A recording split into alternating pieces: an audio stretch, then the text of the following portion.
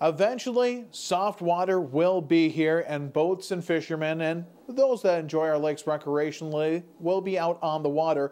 Although given last week's temperatures, it's probably hard to imagine that winter will ever end, but it's going to.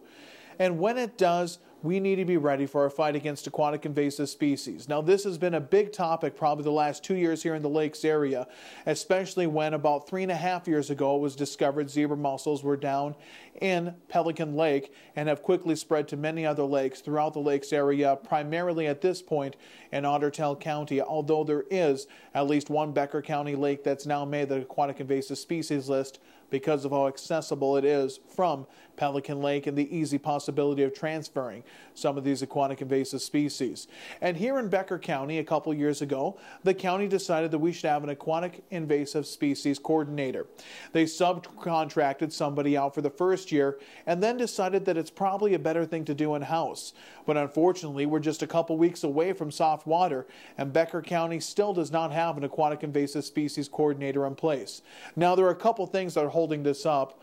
One is they want to be able to partner with somebody, either a watershed district or the city or something like that. And by city, I mean the city of Detroit Lakes. I think a partnership would be very good, be very beneficial. The city of Detroit Lakes probably makes the most sense considering its large population base here in Becker County, the fact that the entire community is built around Big and Little Detroit Lake.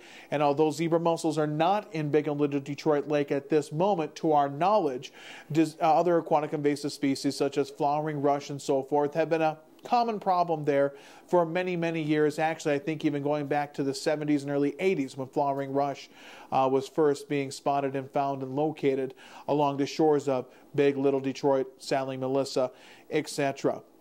So what I think needs to happen is we need to get this done before it's soft water season. And unfortunately, I fear we're coming up against that point, that end game deadline. And we needed to be more responsible. We need to continue to educate. I know this probably sounds crazy to people, but there are still some people that I talk with every once in a while that have no clue about aquatic invasive species, what they do, what they mean to our potential waterways.